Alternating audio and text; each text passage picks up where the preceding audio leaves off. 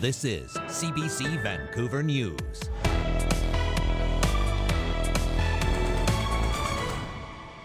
Tonight on CBC Vancouver News, drop the umbrella and grab the sunnies. The heat is here, but it isn't all fun in the sun. Some warnings about what this could mean for your health. Also,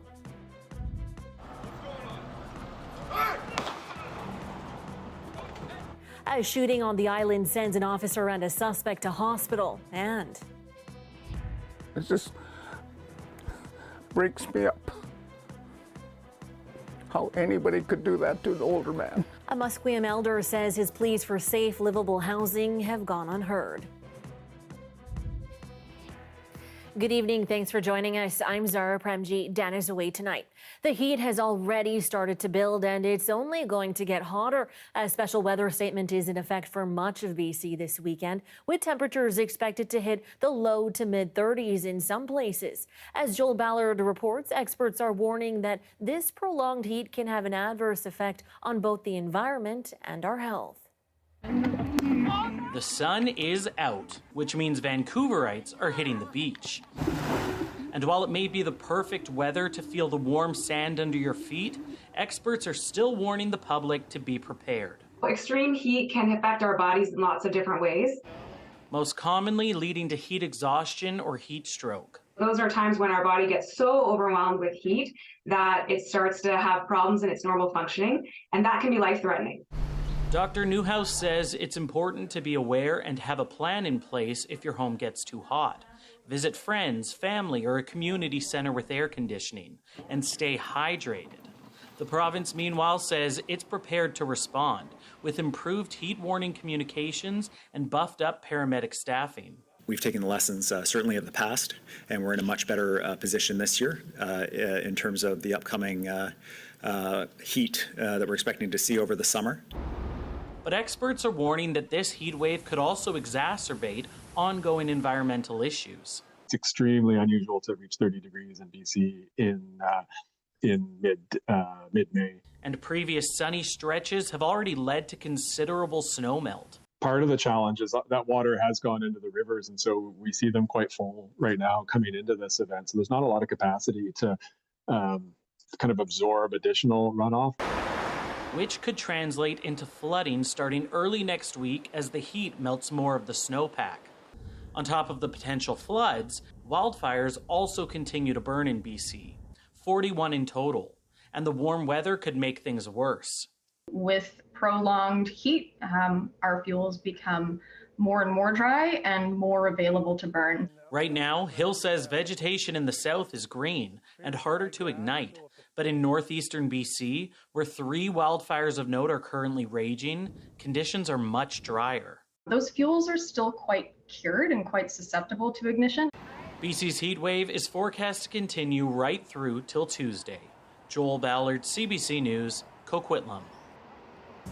The weather update is brought to you by Direct Buy Furnace, installing the most reliable heating and cooling brand. It's hard to stop a train. Now, Johanna is away tonight, but we're going to take an early look at weather. Let's bring in Riley Lachuk to fill us in on the weekend forecast and a look ahead at the week. So, Riley, fair question, how hot is it actually going to get? So we are looking at extremely hot conditions continuing right through into the early part of next week. So we have this special weather statement in place.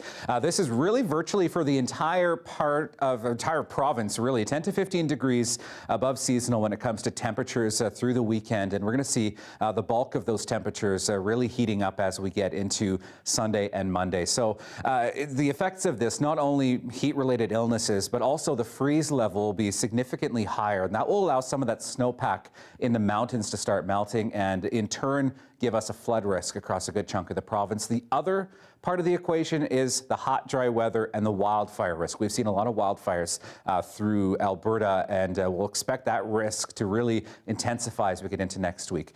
Mainly sunny skies across the interior, the south coast. We're seeing some rain through the northern part of the province, and really Haida Gwaii, Prince Rupert, the northwestern coast, expecting some rain through Saturday. Otherwise, mainly sunny skies along the south coast, Vancouver Island, and into the interior. And really, it's just a mix of sun and cloud as we get into Sunday and Monday. Your forecast looks like this for tonight. We're expecting 11, 12 degrees overnight tonight for southern British Columbia. These temperatures about 3 or 4 degrees above seasonal for this time of the year. Much the same for the north. Terrace, Kitimat, Prince Rupert seeing that rain through tonight.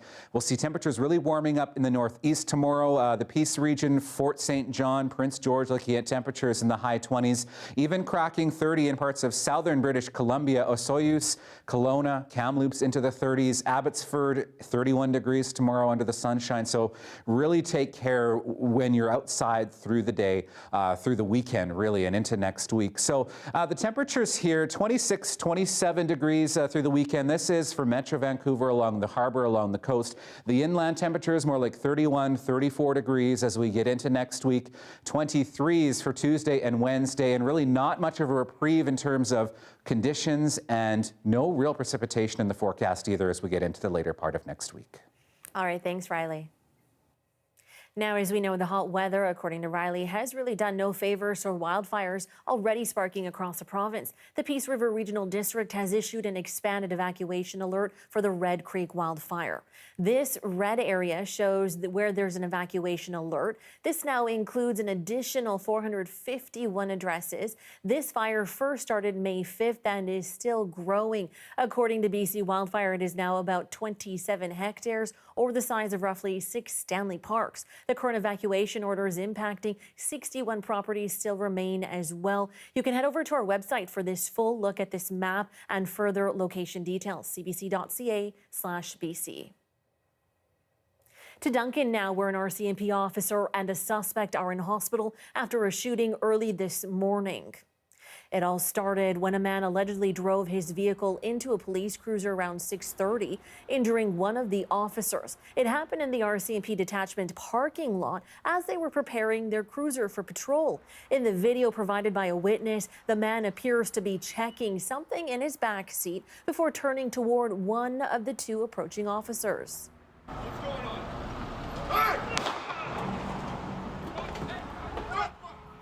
According to police, this then led to the injured officer's partner firing at the suspect. The witness explains what he saw unfold. Just before the video, you could see he kind of had the hesitation look on what to do. It kind of looked like he was going back to the back of the cop car to the front, and then he went to the back of the car, and that's when the cop came out.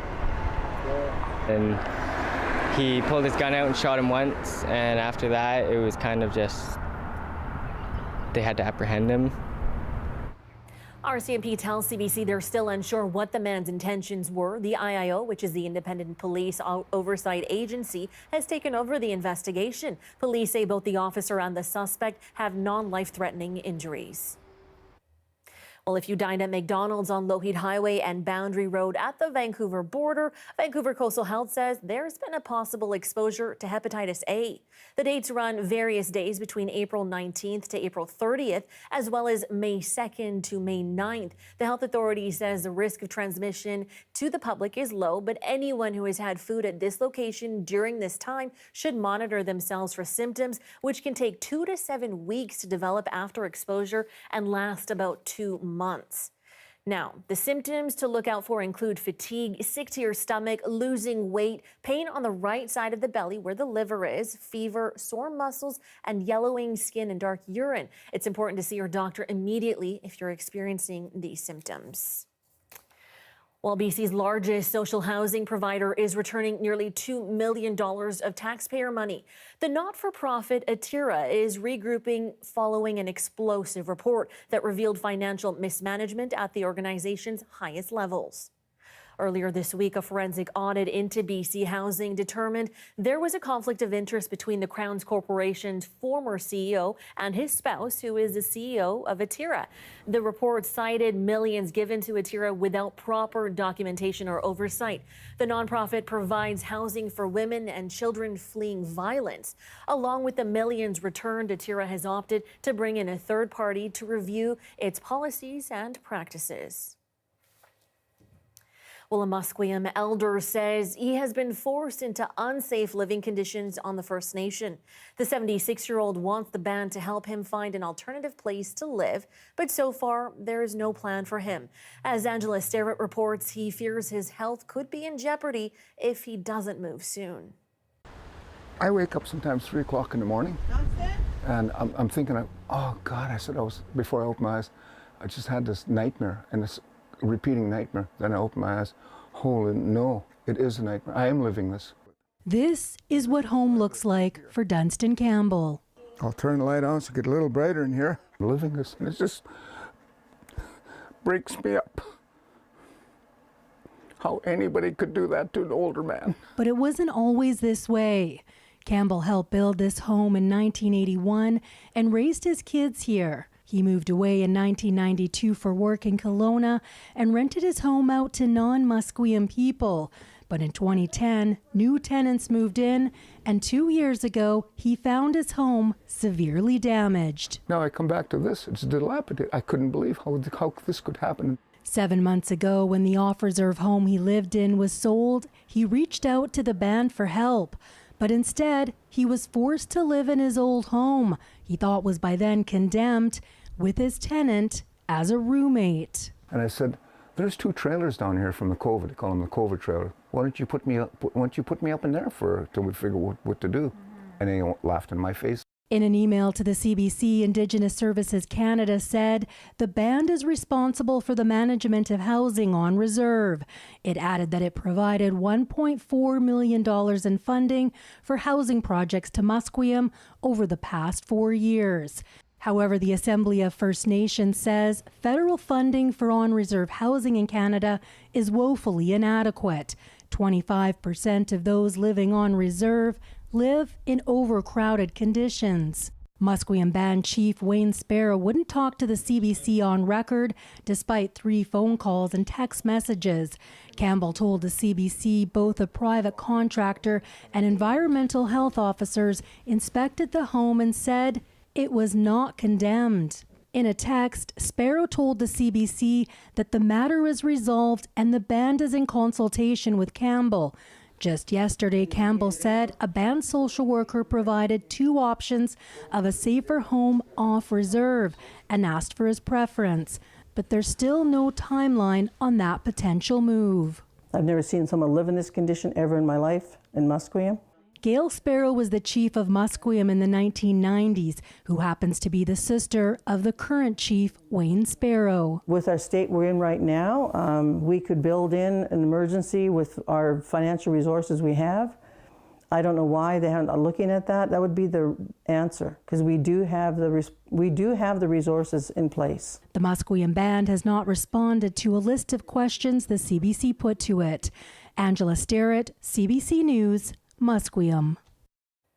Is it a motorcycle in the night? Construction next door? What sound is driving you crazy and how are you dealing with it? That's the question being put forward by Vancouver City staff. As Yasmin Gandam explains, it comes as they look to craft new rules around sound. Whether it's the sound of a garbage truck or loud music at night, Vancouver residents have the chance to sound off on their noise concerns. The city says it's an important opportunity to create a balance between promoting the liveliness of our city and respecting quiet spaces. Where can we look at providing opportunities for more noise, for outdoor festivals, for music-related events, for arts and culture, economic growth opportunities? And where are areas that we need to look at for them to consider maybe making it a quieter area? The City of Vancouver has received 29 noise complaints so far this year just regarding the use of leaf blowers, causing a complete ban on the use of leaf blowers in the West End. Residents we spoke to have mixed feelings on the noise. I live down by the lagoon, Stanley Park Lagoon, and they're planning a major rip-up project there that is going to drive us all out of our buildings. And there doesn't seem to be, noise control does not seem to be an issue in their project. Especially in the summertime. We should be able to express ourselves and live very, very fun as long as we're respecting each other's lives as well too. There are a lot of noisy vehicles. This corner is almost unbearable all day long, really. You just saw trucks, motorcycles. It's unbelievable. The bylaw was created in 1989, and the city says it's in need of some major upgrades. Now is the opportunity for us to really understand what residents feel about the bylaw, what needs updating, what do they like about it, what have we missed, and really modernize and look for opportunities to enhance our noise bylaw. Under the current bylaw, commercial vehicles are exempt from noise pollution regulation, and businesses are allowed to receive deliveries 24/7, including holidays. The online survey closes at the end of this month, and recommendations will be brought to council in the fall. Yasmin Gantam, CBC News, Vancouver. Vancouver's Chinatown is receiving a $2.2 million provincial grant to revitalize the historic neighborhood. Now, the province and the Vancouver Chinatown Foundation say the funding will go toward renewing historic storefronts. That's along with adding new infrastructure and lighting throughout the neighborhood. Chinatown has been the focus of a number of revitalization efforts in recent months after concerns about crime levels and lower foot traffic during the pandemic.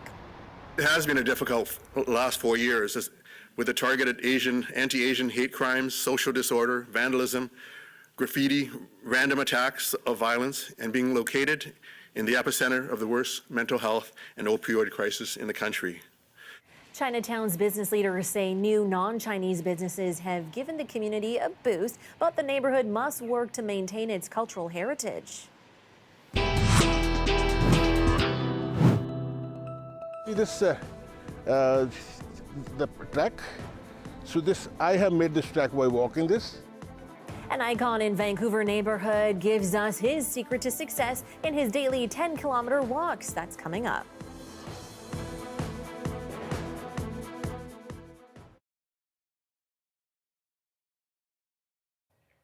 Thanks for sticking with us during our commercial-free live stream. There are 74 active wildfires in Alberta today, and 20 are burning out of control. 16,000 people are currently out of their homes. Hundreds of Canadian Armed Forces personnel are on the ground assisting, with more on the way. Now, CBC's Julia Wong is near Drayton Valley, that's in Alberta, where a fire is still raging out of control. It will be at least another week before residents from Drayton Valley and Brazeau County will be allowed to go home. More than 7,000 residents were forced from their homes late last week after a wildfire started burning nearby. At least 4 homes were destroyed. One man says he saw chunks of ash falling from the sky, describing it as like walking through hell. Now, since that time, some residents have been staying in RVs and trailers, waiting things out. One evacuee is living in a tent with her cat, saying she wanted to have her own little space instead of living in a hotel or with family. She says she wasn't really a camper before, but she's making do. And there are a range of emotions to the news. It may be some time before people can go home. I mean, I just needed a space to land, so a place to call home. This is home now, right? So we make a new home, a temporary home, and everybody's in the same boat. It doesn't compute, and that's why so many people are frustrated. They're not giving useful information. Where is the fire? Why is it still a hazard to town? We get you consider it out of control, but what is making it out of control so that the layman can understand it? We're not in their meeting rooms. We don't see their maps. We don't see their meetings that they have. They need to get those meetings out to us somehow to make us feel better about sitting in parking lots with our crippled family, just trying to live. It sucks. The town and county say they want to get services like hospitals, grocery stores, and pharmacies back up and running before evacuees return. They also say the fire situation is volatile, and the weather this weekend will not be helping with that. The forecast shows gusty conditions and temperatures in their 30s, which are 10 to 15 degrees above seasonal. That means the fire around Drayton Valley and the other fires around the province could flare up again. Julia Wong, CBC News, near Drayton Valley, Alberta.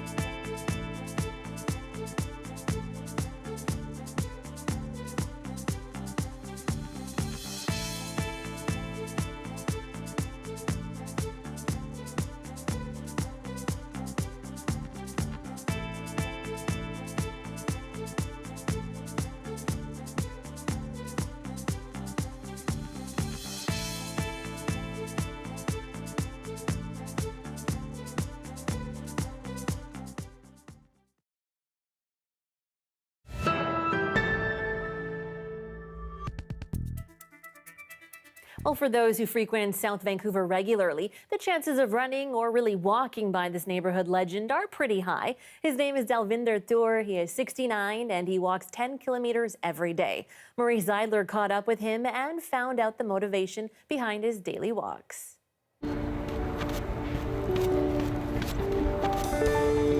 My name is Dalvinder Singh Tour. I'm a family physician here in Vancouver.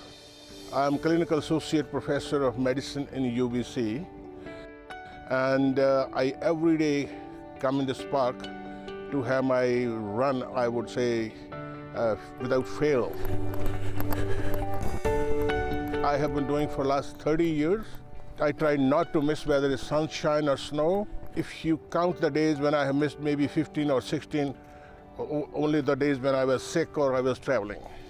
It takes me 1 hour, 40 minutes to do 11 laps every day, and 1 lap is 1 kilometer. I love the people around, the dogs, they know me. The one over there, Hannah, is a good friend of mine. Here, Hannah, sit. Good girl.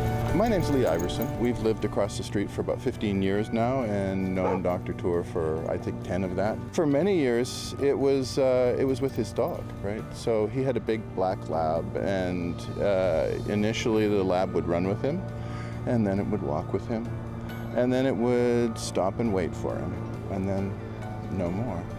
But we got Hannah about 7 years ago, and as a puppy, we just were out walking in the morning and met the doctor, and he was just there all the time. Bread makes good friends, so especially with dogs. It's just part of the park, right? He's just part of what this place is. Can you see this the track? So I have made this track by walking this, and I love this place. See, this is an addiction. I can't go to my office without having this, exercise. These laps, that's the secret of my good health, I would say.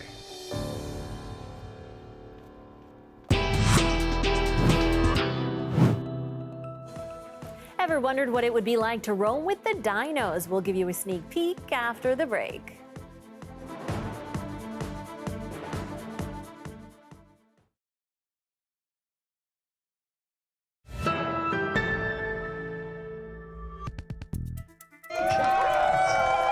The world's largest music competition is heading into the final on Saturday night. It'll feature singers from the United Kingdom, Germany, Australia, Ukraine, and France. France's entry is Montreal-born Zahra. The Moroccan-Canadian singer is well known in France, and her original song is generating plenty of buzz.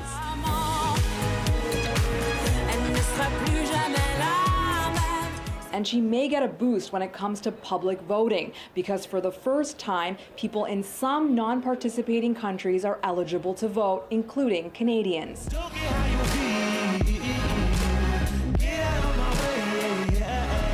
The duo representing Ukraine will perform a song called Heart of Steel. We wrote the song early last year, March. After the invasion. After, actually, yeah. So it was very tense, and we just kind of felt, the whole tension of the whole situation.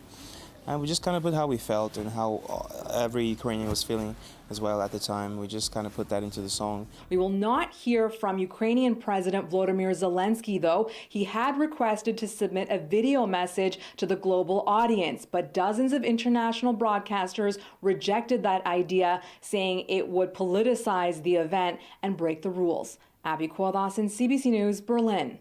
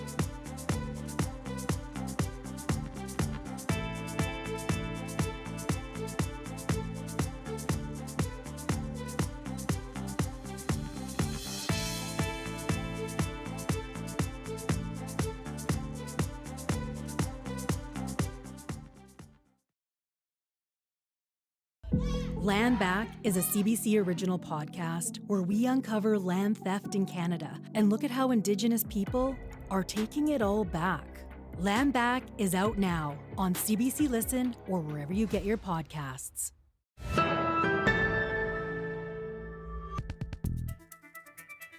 Well, if you've ever wondered what it would be like to roam around with dinosaurs up close, you're in for luck. The Jurassic Live World Tour opened at the Pacific Coliseum today. The event features 24 animatronic dinosaurs over more than 40 feet in length. We caught up with some of the animatronic operators about what it takes to put on the show. Before the show, I had no experience in doing like full body puppetry, any of that kind of stuff. I actually come from a acrobatic background, so I'm used to doing flips and being like just myself. Because of the show, they need like a specific skill set and they need a specific height requirement to be able to fit in these dinosaurs. So during the audition, they put us through these tests and these workouts, and they thought that I could handle the physical demands. I come from a martial arts background and acting in theater, so I'm coming at it from a very storytelling perspective. Our cast really requires athletic ability, and then being able to layer that on top of storytelling and bringing these dinosaurs to life in front of your eyes is kind of what we're doing here. It's like a video game. You go left, right, up, down, side to side, and then you learn those, and then you get the conditioning to be able to handle it, and then little by little, it's almost like learning just how to convey emotion in general. Like your head has certain motions, but then as you become more comfortable and as you become more comfortable using it, it almost becomes an extension of your body. So then now, like, it starts to get away from, okay, I need to look left, I need to look right, okay, up, down, and then little by little, it's, oh, now I'm curious. And I'll just naturally convey that emotion. So it takes time, and there's so many funny little exercises that we did. I've gone through movement training before, but it was definitely new to extend that into, now having a full extra part of my body. And so being able to extend that movement into the neck of a dinosaur and the legs of a dinosaur. And the whole thing about dinoteering is that you might have an emotion or something in your mind and you think that it's coming across, and it isn't always, which is why training was so important for us to be able to practice that in front of people so that they can help us know that we're doing our job correctly and telling the story we want to tell. Wow, add that to the bucket list. Never thought I'd want to roam with dinosaurs, but I'm adding that to the list. And that's your late news for this Friday evening. Thanks so much for joining us. Now, you know what I'm going to say. Before you let that head hit the pillow, take one last scroll through what's making headlines on our website, cbc.ca/BC. And hey, have a great night.